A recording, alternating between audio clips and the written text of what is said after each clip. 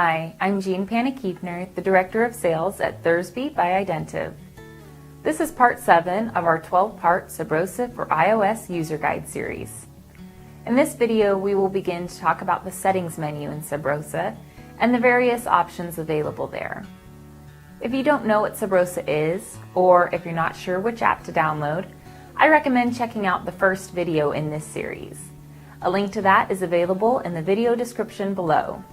Let's get started. The Settings menu is located in the App Toolbar. It can be accessed by tapping the icon that looks like a gear. The Settings menu contains a variety of information and options that you can enable or disable. Sub Rosa User Guide will open to a web page which displays a PDF document detailing many of the things discussed in this video series. About displays the version and build number of Sub Rosa that is installed. By tapping this button, you are able to access the licensing agreement and registration page.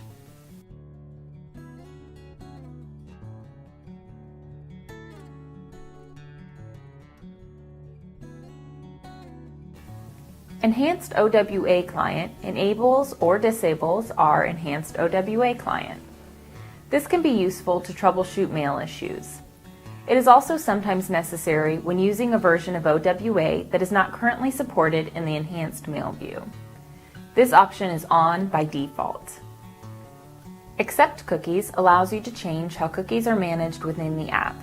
You should generally only change this if instructed by our support team.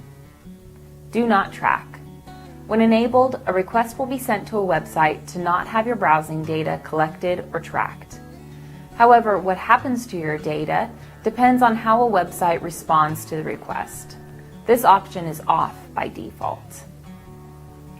Allow New Tabs allows websites to open windows in a new tab.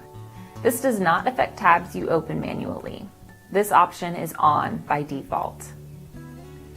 Clear Cookies and Data clears your current website information.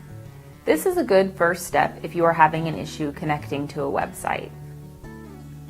Clear Certificate Cache clears any cached certificate information. This is helpful if you ever accidentally choose the wrong certificate type when trying to log into a site. Tapping the reader icon displays basic information about the connected reader and your certificates. Lock Screen enables or disables the Thursby lock screen when you exit the app or remove your card. This option is on by default, which means that the app will lock when you remove your card, exit the app, or allow the device to go into sleep mode.